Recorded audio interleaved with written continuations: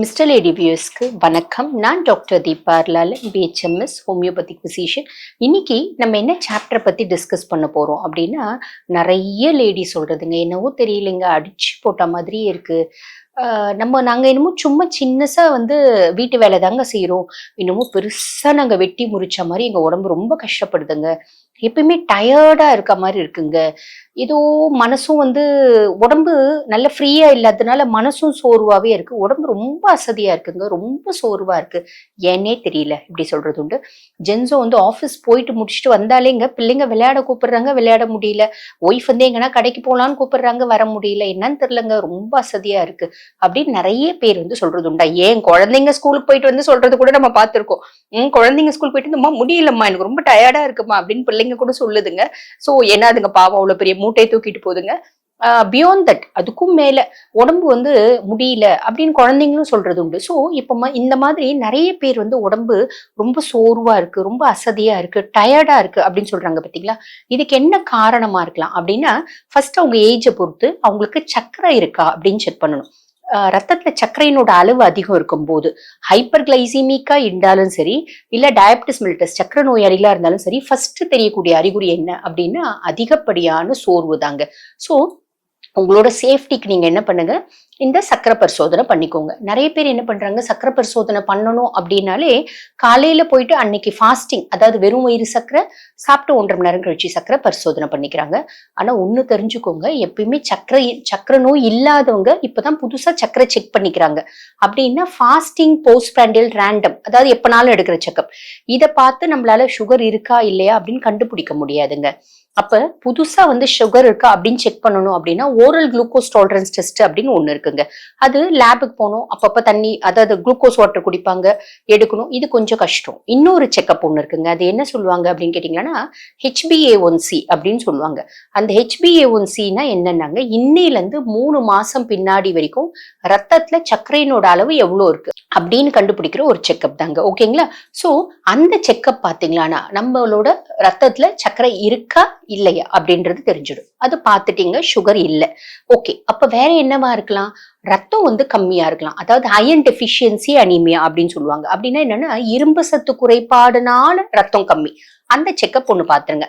பொதுவா அதுக்கு total iron level எல்லாமே பார்ப்பாங்க. நீங்க ஒண்ணு சிம்பிள் ஹீமோகுளோபின் ஒண்ணு பாத்துக்கோங்க, பார்த்துட்டு அது போதுமானதா இருக்கா அப்படின்றத பாத்துக்கோங்க. இப்ப ஜென்ஸ்னா பாத்தீங்கன்னா 13.5 to 14.5 இருக்கணும். லேடிஸ்னா 12.5 to 13.5, அதாவது 12 to 13 இருந்தா போதுமானது. ஓகேவா. 11 இருந்தா கூட ஓகேங்க. இதுவும் இருக்கா, ரைட், இல்ல இது கம்மியா இருக்கா, என்னென்ன மாதிரி உணவு முறைகள் எடுத்துக்கலாம். இது ரெண்டுமே சர்க்கரை இல்லைங்க, இது கொஞ்சம் முன்ன பின்ன இருக்குங்க, என்ன பண்ணலாம், ஒன்னும் பிரச்சனை இல்லை. வேற என்ன காரணமா இருக்கலாம், பி காம்ப்ளெக்ஸ் சத்து குறைபாடு காரணமா இருக்கலாம், வைட்டமின் சி குறைபாடு காரணமா இருக்கலாம், உடம்புல பாத்தீங்கன்னா புரத குறைபாடு காரணமா இருக்கலாம். அதெல்லாம் நம்ம எல்லாத்துக்கும் செக்அப் பண்ண முடியாது இல்லைங்களா. சோ அப்ப நம்ம என்ன பண்ணலாம், பண்றதுன்னா பண்ணலாம். ஆனா நிறைய பேர் வீட்டுல இருந்தபடியே டக்கு நம்ம கிளியர் பண்ணிக்கணுங்க. ஏதாவது ஆப்ஷன் இருக்கா அப்படின்னு கேட்டா இருக்குங்க. அது என்ன அப்படின்னு கேட்டீங்கன்னா, ஃபர்ஸ்ட் விஷயம், நீங்க எந்த அளவுக்கு உழைக்கிறீங்க, உங்க உழைப்புக்கு ஏத்த மாதிரி தான் நீங்க சாப்பாடு சாப்பிடுறீங்களா பாத்துக்கோங்க. அதிகப்படியான உழைப்பு கொஞ்சம் கொஞ்சமா சாப்பிடுறது, அது இந்த மாதிரி டயர்டுக்கு ஒரு காரணம். சோ அது இருக்கா, அது இருக்குன்னா உணவு முறைகளை நீங்க உங்க உழைப்புக்கு ஏத்த மாதிரி உணவு முறைகளை அதிகப்படுத்திக்கோங்க. சரிங்களா. ஒரு சிலர் பாருங்க, அதிகப்படியா உழைப்பாங்க, அதிகமா சாப்பிடுவாங்க, ஆனா நல்ல ஆரோக்கியமான சரிவகித உணவு அப்படின்றது சாப்பிட மாட்டாங்க. அப்ப என்ன பண்ணணும் அப்படின்னா, சரிவகித உணவுன்னு எதை சொல்றாங்க, நம்ம காலையில டிஃபன் எடுக்கிறோம்னா வெறும், இப்போ ஒரு சிலர் பாருங்க 8 இட்லி 7 இட்லி சாப்பிடுவாங்க, தண்ணியாட்டம் ஒரு சாம்பார் தொட்டுன்னு சாப்பிடுவாங்க. அதுல என்ன இருக்கும், சத்தே இருக்காது இல்லைங்களா. பொதுவா நம்ம சாப்பிட்ற சாப்பாட்டை என்ன சொல்லுவாங்க அப்படின்னு கேட்டீங்கன்னா, energy giving food, body building food, protective foods அப்படின்னு சொல்லுவாங்க. எனர்ஜி கிவிங் ஃபுட் இந்த அரிசி, கம்பு, சோளம், இந்த மாதிரி எது வந்தாலும் அது எனர்ஜி, நம்ம செய்யற வேலைக்கு சத்து கொடுக்குது. அதே மாதிரி பாடி பில்டிங் ஃபுட்னா நம்ம சாப்பிடுற புரத வகைகள், கொட்டை, அதே மாதிரி பருப்பு, இதெல்லாம் சாப்பிடுறீங்க பாத்தீங்களா, முட்டை, எறா, கவுச்சி, அதெல்லாம் சாப்பிடுறோம் பாத்தீங்களா, இந்த ஆடு, பீஃப், அதே மாதிரி சிக்கன், இதெல்லாம் பாத்தீங்கன்னா புரதங்கள். சைவமார்கள் கொட்டை வகை, பருப்பு வகை, இதெல்லாம் சாப்பிடுறீங்க பாத்தீங்களா, இதெல்லாம் புரோட்டீன், புரத சத்து இருக்க உணவுகள். இத பாடி பில்டிங், உடம்புனோட மசில்ஸை பில்டப் பண்ண யூஸ் பண்ணுது. மூணாவது ப்ரொடெக்டிவ் ஃபுட்ஸ் அப்படின்னு சொல்லுவாங்க. ப்ரொடெக்டிவ் ஃபுட்ஸ்னா என்னன்னா, நம்மள நோய் வராம பாதுகாக்குது, உடம்புனோட ஒரு ஆரோக்கியத்தை பேணி காக்கிறது தான் வந்து ப்ரொடெக்டிவ் ஃபுட்ஸ் அப்படின்னு சொல்லுவாங்க. இந்த ப்ரொடெக்டிவ் ஃபுட்ஸ் அப்படின்னு எதை சொல்லுவாங்க அப்படின்னு கேட்டீங்கன்னா, பழமும் காய்கறியும் தாங்க ப்ரொடெக்டிவ் ஃபுட்ஸ். அப்ப நீங்க கொஞ்சம் யோசிச்சு பாருங்க. 8 இட்லி சாப்பிட்டுட்டு கூட தண்ணியாட்டம் ஒரு சாம்பார் சாப்பிட்டா நீங்க ப்ரொடெக்டிவ் ஃபுட்ஸ் அப்படின்றது சாப்பிட்றதே இல்லை இல்லைங்களா? அப்ப எப்பயுமே டயர்டா இருக்கிறது ஒண்ணுமே இல்லைங்க. அந்த மாதிரி ஏகப்பட்ட நோய்கள் வரும். ரொம்ப நாள் டயர்டா இருந்தா மேபி வேற வேற டிசார்டர்ஸ் கூட வரலாம். புரியுதுங்களா? நிறைய நோய்களுக்கு டயர்ட்னஸ் அப்படின்றது ஒரு அறிகுறி. ஏன் கேன்சர் மாதிரி பெரிய நோய்கள்ல கூட ஆரம்ப காலகட்டத்துல அதிகப்படியான உடல் சோர்வு தான் வரும். அதுக்காக உடல் சோர்வு இருக்கவங்க எல்லாருக்குமே கேன்சர் அப்படின்ற அர்த்தம் கிடையாது. எக்ஸாம்பிளுக்கு சொல்றேன். புரியுதுங்களா? சரி, ஓகே. அப்ப நீங்க என்ன பண்ணணும்? அந்த சரி வகித உணவு, பேலன்ஸ்டு டயட் அப்படின்றத சாப்பிடணும். அப்ப காலையில இட்லி சாப்பிடுறீங்கன்னா ஒரு நல்ல காய் போட்டு, ஒரு 2 பேர் இருக்காங்கன்னா 1/2 கிலோ காய் போட்டு ஒரு சாம்பார் வச்சுக்கோங்க. 2 பேருக்கு 1/4 கிலோ காய் வச்சுக்கோங்க. மத்தியானம் சாதம் அப்படின்னா கம்பல்சரி ஒரு கீரை, ஒரு பொரியல். கண்டிப்பா ஒரு அசைவமார்களா இருந்தா முட்டை, ஏதாவது ஒரு கவுச்சி. முட்டை வந்து டெய்லியே கூட எடுத்துக்கலாம். கவுச்சிலாம் நாங்க வாரத்துல ஒரு நாள் தாங்க எடுத்துக்கிறோம். பிரச்சனை இல்லை, எடுத்துக்கோங்க. சரிங்களா? நைட் வந்து பாருங்க, ஒரு இந்த நவதானியங்கள் இல்லைன்னா வந்து பாத்தீங்கன்னா சிறுதானியங்கள். நவதானியங்கள்னா எல்லா தானியங்களும் கலந்து விக்கிறாங்க. இப்ப நவதானியம் மிக்ஸ், பொடி, அந்த மாவு எல்லாமே விக்கிறாங்க. நீங்க ஒன்றும் பிரச்சனை இல்லை. ஒவ்வொரு நாளைக்கு ஒரு ஒரு தானியம், சிறுதானியம் எடுத்துக்கோங்க. அது தோசை, இட்லி, பூரி, பொங்கல், எதுனாலும் உப்புமா, எதுனாலும் செஞ்சுக்கோங்க. இப்படி சாப்பிடும்போது இந்த அதிகப்படியான சோர்வு அப்படின்றது காணாம போயிடுங்க. ஓகேவா? ஒரு சிலர் வந்து பாருங்க, எண்ணெயே எடுக்க மாட்டாங்க. ரீசன் என்ன அப்படின்னா, நாங்க ரொம்ப வெயிட்டா இருக்கோங்க, நாங்க எண்ணெய் எடுத்தா நாங்க இன்னும் வெயிட் ஆயிடுவோம், ஸோ எண்ணெய் சாப்பிட மாட்டோம். அதனால எண்ணெயே கம்ப்ளீட்டா அவாய்ட் பண்ணிடுவாங்க. எண்ணெயை கம்ப்ளீட்டா அவாய்ட் பண்ணும்போது என்ன ஆகும் அப்படின்னு கேட்டீங்கன்னா, vitamin A, D, E and K இதெல்லாம் வந்து பாத்தீங்கன்னா ஃபேட் சால்யூபிள் வைட்டமின்ஸ், கொழுப்புல கரையக்கூடிய விட்டமின்கள். இது வந்து நம்மளுக்கு கிடைக்காமயே போயிடும்.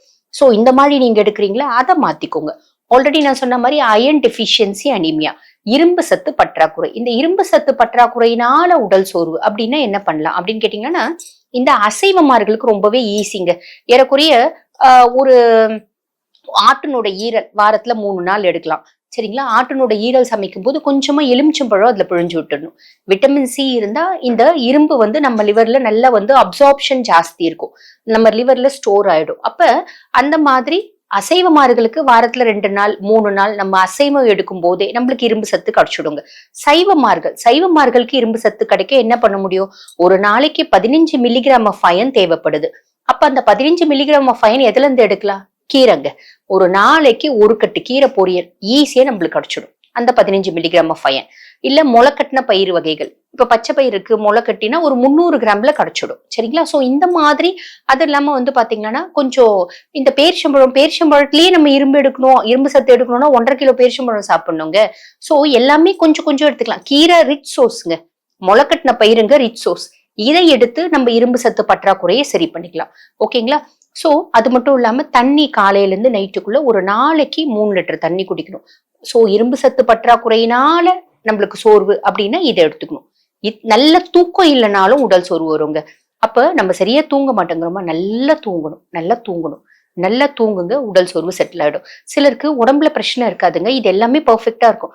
மன ரீதியா எக்ஸசிவ் ஸ்ட்ரெஸ், அதிகப்படியான மன உளைச்சல், மனக்கவலை, இதுவும் வந்து பாத்தீங்கன்னா அதிகப்படியான உடல் சோர்வுக்கு காரணம். அப்ப அதிகப்படியான மன உளைச்சல் இருக்கு அப்படின்னா இந்த மனசை அமைதி பண்ற மாதிரி எத்தனையோ மெடிகேஷன்ஸ் இருக்கு. ஃபார் எக்ஸாம்பிள், இப்ப எங்க சிஸ்டம் ஹோமியோபதியில வந்து பாத்தீங்கன்னா எவ்வளவோ நல்ல மெடிசன்ஸ் இருக்கு. எங்ககிட்டயோ எவ்வளவோ பேஷண்ட்ஸ் வருவாங்க. அப்ப அவங்க எல்லாமே மனசு ஃப்ரீ இல்லை மேடம் அப்படின்னா மைண்ட் ரிலாக்சன்ஸ் அப்படின்றது இருக்குங்க. மனசை அமைதிப்படுத்தக்கூடிய மாத்திரைகள் இருக்கு, டிரான்குலிசஸ். ஸோ இந்த மாதிரி மெடிகேஷன்ஸ் எல்லாம் கொடுக்கும்போது அவங்க மனசு அமைதியாகவும் கூட கொஞ்சம் சப்ளிமெண்ட்ஸ் கொடுத்தா இந்த அதிகப்படியான சோர்வு அப்படின்றது காணாமையே போயிடுங்க. ஸோ இந்த அதிகப்படியான சோர்வுக்கு என்னென்னலாம் காரணம், எப்படி நீங்க ஓவர் கம் பண்ணலாம் அப்படின்றது உங்களுக்கு சொல்லி இருக்கேன். ஓரளவுக்கு உங்களுக்கு புரிஞ்சிருக்கும் அப்படின்னு நினைக்கிறேன். முடிஞ்ச வரைக்கும் நான் எல்லாமே எக்ஸ்பிளைன் பண்ணியிருக்கேன். இதே மாதிரி இன்னொரு பதிவுல உங்களை சந்திக்கிறேங்க. நன்றி.